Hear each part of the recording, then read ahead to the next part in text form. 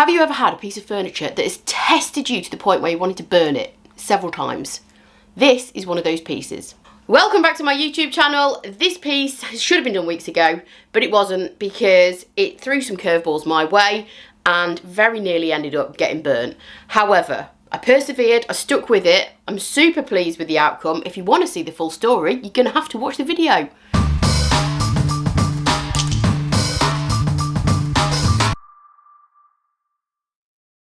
So this piece started out like many others.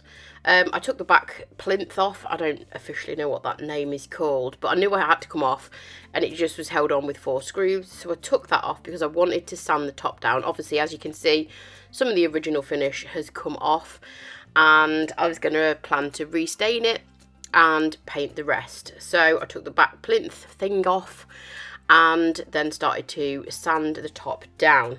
Pretty easy so far. If you want to know what sander I use, I'll link that top right now because I've done a separate video on that. But stripping the existing finish off here was super easy. I believe this is mahogany. I'm not entirely sure, but it looks like mahogany to me. It's very red toned and I wanted to basically just strip all the existing finish off. It's got a lovely solid top and restain it. And the plan was to paint it a nice kind of festive red colour. As you can see, I'm doing the usual prep work here, so I'm giving it a clean with Dixie Belle's White Lightning, inside and out. I was just going to plan on cleaning the inside and giving it a lick of Big Mama's butter or something, which is what I usually do on the inside of cupboards. So I gave it a really good clean. It was a little bit dusty, a little bit fusty, as most vintage pieces are. And I didn't really check at this point the door situation. It kind of looked fine at first glance. The handles were a little bit rusty, but that's probably down to where they were stored because I have a lot of my furniture in a big kind of barn. So some of the hardware does tend to do that over time, and I have had this piece for quite a while in storage.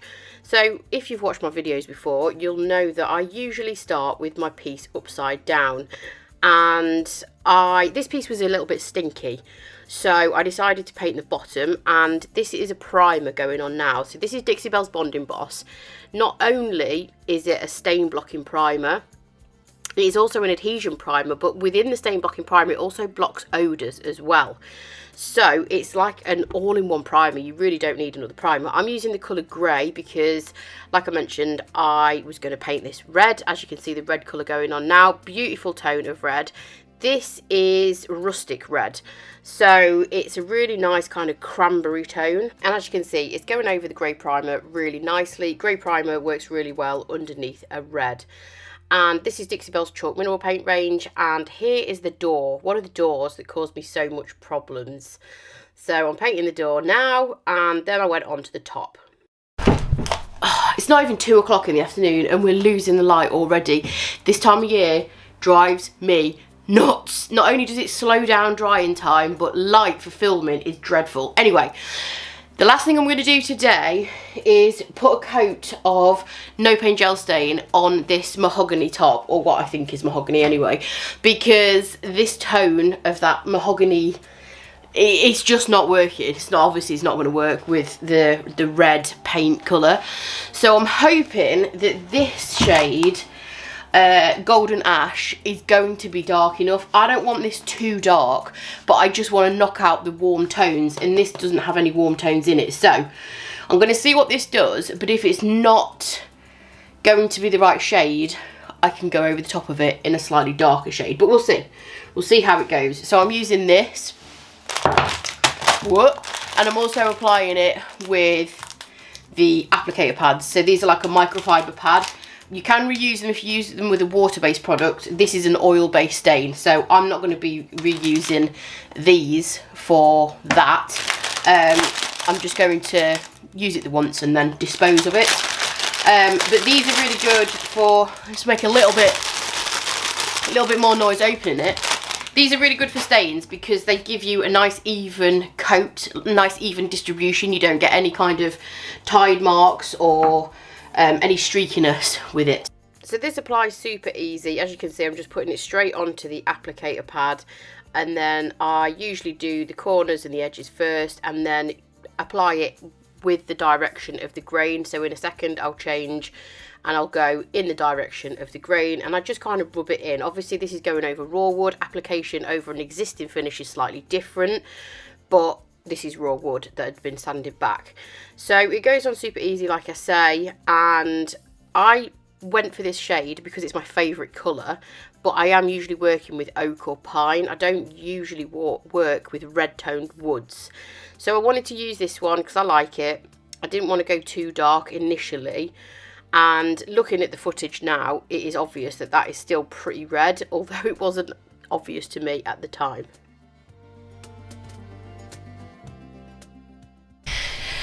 So the reason I've done that last thing is because with it being an oil-based product, it takes a little bit longer to dry than a water-based product.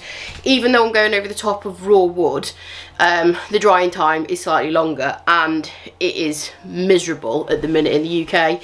It's cold and damp, which is the worst kind of weather for drying time. So I'm going to put my heater on. I'm going to leave this to dry. I possibly might do a second coat, but I'm going to see what it looks like once it's dried down, and then I'll see if I need to do another coat. So like I say, the reason I'm leaving this overnight is so that I can let it dry properly and then I can top coat it tomorrow, hopefully. Obviously I lied, I snuck back into the workshop a few hours later, and because this was over raw wood, it did dry quick enough for me to do a second coat that evening.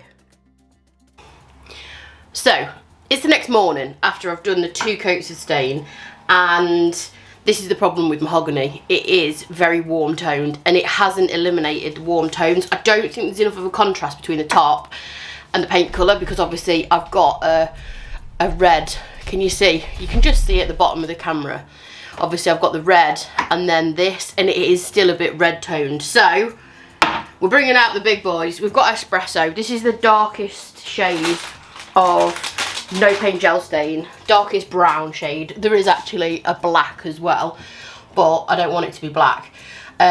So this hopefully will make it darker. I'm hoping I don't lose all of the wood grain, but at the minute it just doesn't look right with the red paint job. So I'm going to go back in with a clean one of these and Espresso and see if we can just make it a touch darker.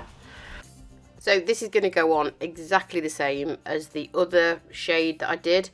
Obviously this is just a darker colour, and as you can see it is completely eliminating all of those red tones in the wood. Instantly, yes, that is so much better. You can still see the wood grain, it's still visible, so I'm pleased about that, because sometimes the very, very dark stains do kind of disguise any wood grain features quite a lot, but you can still see it, but it is just taking it down really, really dark, which means there is a bigger contrast between the red paint job and the top, which looks a lot better in my opinion. So despite having to change the top of the colour of the top, still kind of going to plan. I'm going to top coat it with Terra Tuff, because I have used this combination of No Paint Gel Stain and then top coated with Terra Tuff several times, and I absolutely love the finish that it gives. It dries really durable. So Terra Tuff is actually a top coat that was used, that has been developed for Terra clay paint, because that does require quite a specific top coat. However, I've used it on other things like stain, also chalk paint, and I've also used it over silk as well, and it works beautifully over every single thing I've tried it on. This combination, like I say, it gives you a really nice depth, it gives a nice sheen, it's super durable, and this top coat for me is one of the easiest to apply as well. It's not sticky, it doesn't dry too quickly. I just lay it all down, a really thin even layer with a foam and dandy brush, and then the last thing I do is just wipe it over in the direction of the grain really smoothly to lay it off.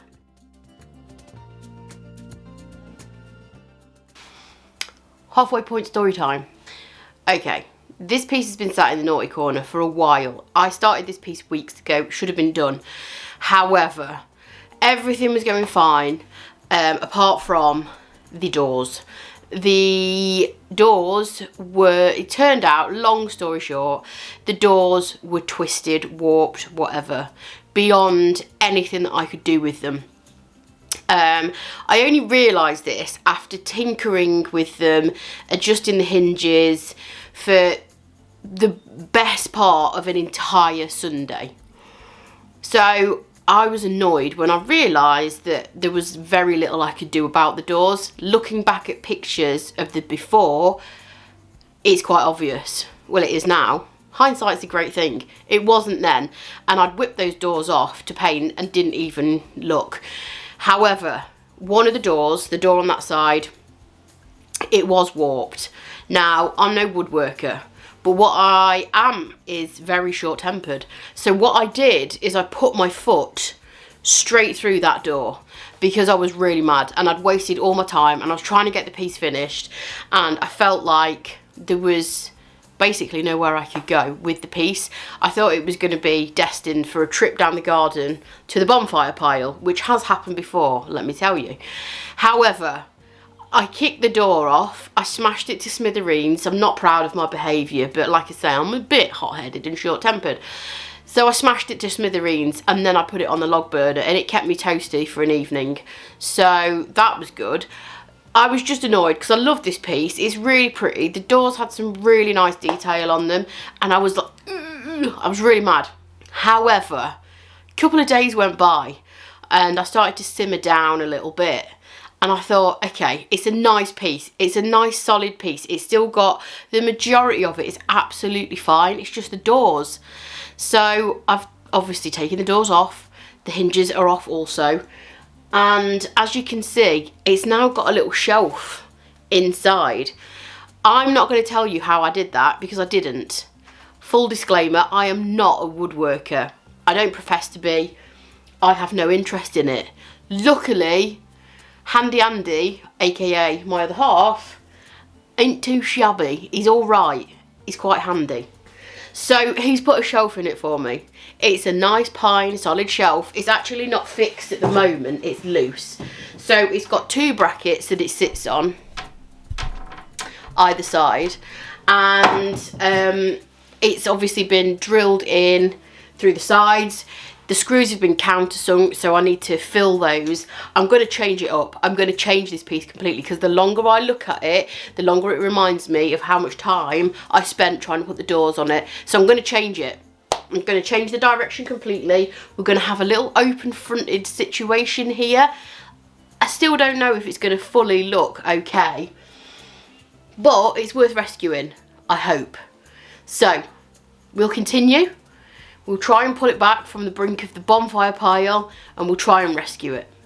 These are the screws that have been countersunk in the side, so I need to fill those in. I'm just using wood filler because they are quite deep, and that is obviously making sure that the shelf supports inside are super sturdy. They've also been put in with some wood glue as well. So it's a proper job, not like if I'd have done it. I also filled in the little bit at the bottom where there was a catch, and also the old hinge holes, which obviously have no purpose any longer. I gave it another clean, obviously, because we'd been kind of working on it and all the things. And I just wanted to make sure I had a nice blank canvas because I'm going to paint the inside of this. It's not the greatest kind of finish in there.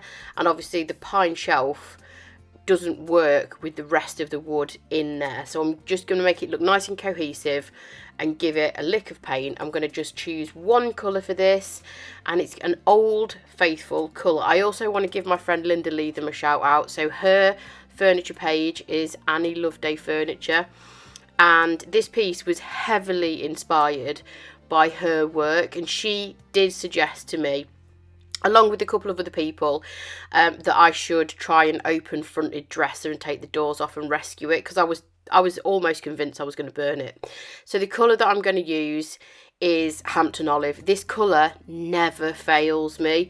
It's good enough to be a neutral, except that I don't really do neutrals, but it has that kind of, It's an olivey green shade, so in my book it's green, and green is good, but you could pass it as a neutral. It's just a fantastic colour. The coverage is absolutely amazing. It gives me a really good finish every single time, and as I mentioned, I'm just going to do one colour on this, so the entire piece is going to be Hampton Olive. Now this is silk all-in-one mineral paint, which means it's got a built-in top coat. It is super durable. I use silk all the time and I don't put an extra top coat on it. It's just not necessary. It is really durable. So all I did is 2 coats of silk, and that is pretty much it. I also found some old handles that I'd got in my stash because the other ones were rusty and they weren't in the best shape, and that is pretty much it. So here's a few close-ups. Put the drawer back in. There's the vintage handles, the nice brass handles. There's a close-up of that gorgeous top with the Terra Tuff top coat, and here's the final look. So thank you for watching the video and sticking with the process. Hopefully you've had a few laughs at my expense in this video. It's been a little bit of a different video to my usual style, but what I can say is that I've learnt loads. I'm really pleased with the outcome. I hope somebody loves it as much as I do. Thank you for watching, and I'll catch you next time. Bye!